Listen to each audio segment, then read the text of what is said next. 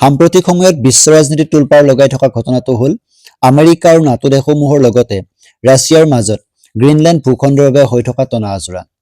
America আৰু ৰাছিয়াৰ লগতে নাটো দেশসমূহে এই গ্ৰীণলেণ্ড ভূখণ্ডলৈ নিজ নিজ সৈন্যদল প্ৰেৰণ কৰিছে, যাৰ ফলত বিশ্ব ৰাজনীতিত তৃতীয় বিশ্বযুদ্ধৰ দৰে আগজাননীৰ অৱস্থাই গা কৰি উঠা বুলি ক'লেও হয়তো অত্যুক্তি কৰা নহ'ব। কি আছে এই গ্ৰীণলেণ্ড ভূখণ্ডত, যাৰ বাবে প্ৰতিখন দেশেই এই ভূখণ্ড নিজৰ দখলত ৰাখিব বিচাৰে? জানো আহক এই ভূখণ্ডৰ বিষয়ে কিছু কথা। যদিও গ্ৰীণলেণ্ড হৈছে উত্তৰ আমেৰিকাৰ এটা অংশ, কিন্তু ৰাজনৈতিকভাৱে ই ডেনমাৰ্কৰ অংশবিশেষ। গ্ৰীণলেণ্ড হৈছে ডেনমাৰ্কৰ অধীনস্থ এখন স্বায়ত্তশাসিত অঞ্চল। সেয়ে গ্ৰীণলেণ্ডৰ নাগৰিকসকলক ডেনমাৰ্কৰ নাগৰিক হিচাপে বিবেচনা কৰা হয়। অৱশ্যে এই গ্ৰীণলেণ্ড ইউৰোপীয়ান ইউনিয়নৰ অংশ নহয়। গ্ৰীণলেণ্ড হৈছে বিশ্বৰ আটাইতকৈ ডাঙৰ দ্বীপ আৰু ই আৰ্কটিক আৰু আটলাণ্টিক মহাসাগৰৰ মাজত অৱস্থিত। গ্ৰীণলেণ্ডৰ ৰাজধানী হৈছে নুক আৰু ই গ্ৰীণলেণ্ডৰ আটাইতকৈ ডাঙৰ চহৰ। গ্ৰীণলেণ্ডৰ ভৌগোলিক অৱস্থানে বিশ্বৰ দেশসমূহৰ মাজত ইয়াৰ গুৰুত্ব বঢ়াই তুলিছে। গ্ৰীণলেণ্ড ভূখণ্ড ইউৰেছিয়া, উত্তৰ আমেৰিকা আৰু আৰ্কটিক অঞ্চলৰ মাজত অৱস্থিত হোৱাৰ বাবে ডেনমাৰ্ক, নাটো দেশসমূহৰ লগতে ৰাছিয়াৰ দৰে দেশসমূহৰ মাজত ইয়াক নিজৰ দখলত ৰাখিবৰ বাবে এখন শীতল যুদ্ধ আগৰে পৰাই চলি আহিছে আৰু বৰ্তমান সময়ত ই আৰু অধিক পৰিস্ফুট হৈ পৰিছে।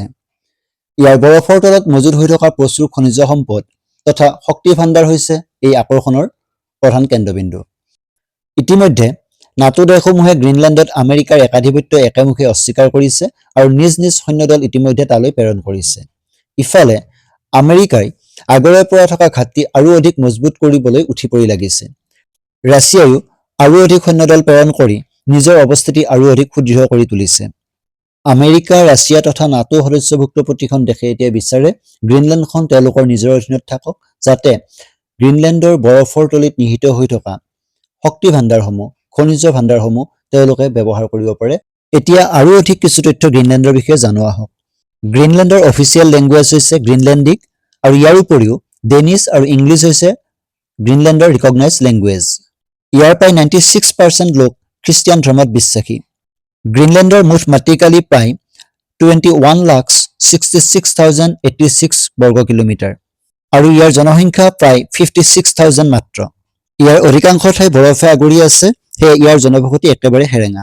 তথাপিও ইয়াৰ কৌশলগত অৱস্থান অৰ্থাৎ আৰ্কটিক অঞ্চলত ইয়াৰ অৱস্থানৰ বাবে নতুন বাণিজ্যিক পথৰ সম্ভাৱনাৰ সৃষ্টি কৰিছে। লগতে অনাগত দিনত আমেৰিকা, ৰাছিয়া তথা নাটো দেশসমূহৰ প্ৰতিৰক্ষাৰ ক্ষেত্ৰত এই গ্ৰীণলেণ্ডে এক বিশেষ ভূমিকা পালন কৰিব বুলি আশা কৰা হৈছে।